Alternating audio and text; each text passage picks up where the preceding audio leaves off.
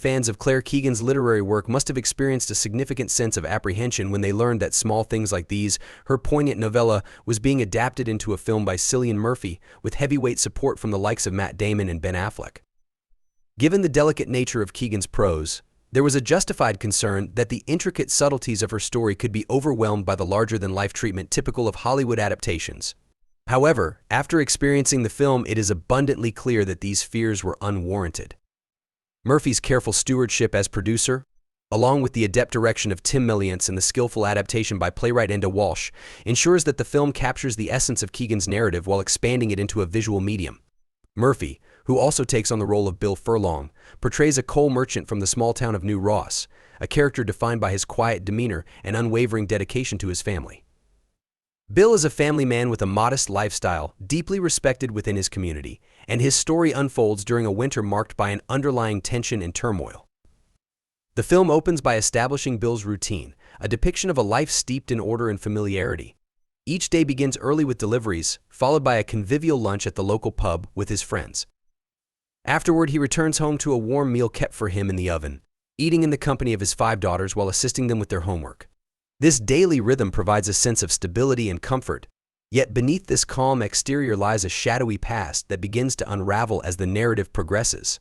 Set against the backdrop of the winter of 1985, the film introduces a growing sense of unease. This discomfort first manifests when Bill encounters a classmate of one of his daughters on a desolate road, a boy gathering sticks for a fire instead of attending school. Bill's act of compassion, pressing a few coins into the child's hand, initiates a ripple effect of anxiety that brews within him. It's a subtle but telling moment that signals the beginning of Bill's internal conflict, foreshadowing the larger moral dilemmas he will soon face. As the story unfolds, viewers are gradually drawn into Bill's past, revealing layers of secrets and traumas that haunt him. A pivotal event occurs when he delivers coal to a local convent and witnesses a girl named Sarah Redmond being forcibly taken inside by her parents. This haunting image stays with Bill, planting a seed of dread that compels him to return.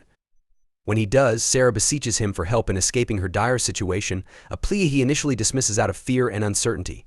At home, the topic of Sarah's predicament ignites tension between Bill and his wife, Eileen. Eileen, portrayed by Eileen Walsh, embodies a perspective grounded in the immediate concerns of their family. She insists that their daughters should take precedence and that their education is contingent upon the nuns allowing them into the school.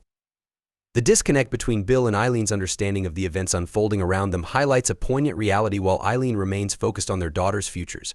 Bill is deeply troubled by the injustice occurring within their community.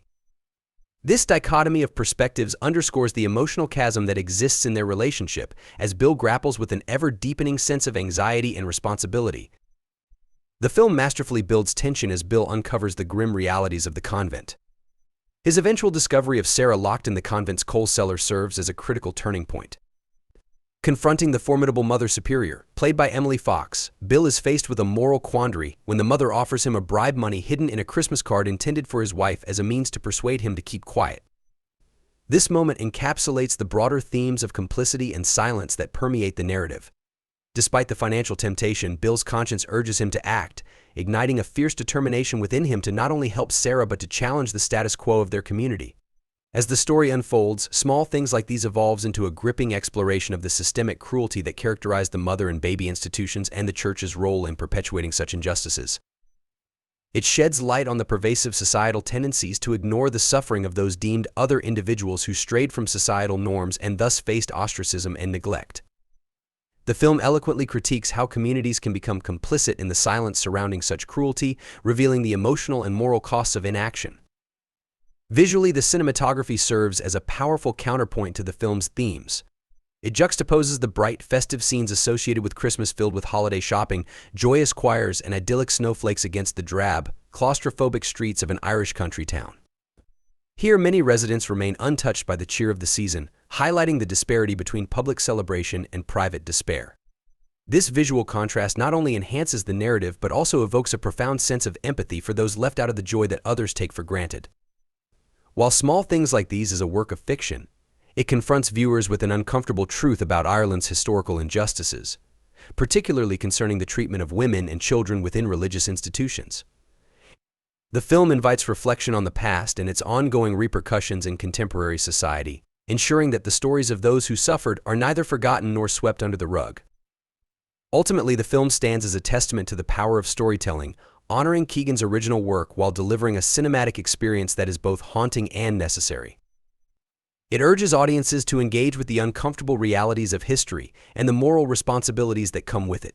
Murphy, as both producer and lead actor, successfully navigates the complexities of the narrative, allowing Keegan's poignant themes to resonate powerfully on screen. In doing so, Small Things Like These emerges not just as a film but as a significant cultural commentary, reinforcing the importance of compassion, understanding, and action in the face of societal injustices. The film concludes on a note that prompts viewers to consider their own roles within their communities and the broader implications of silence and complicity in the face of suffering.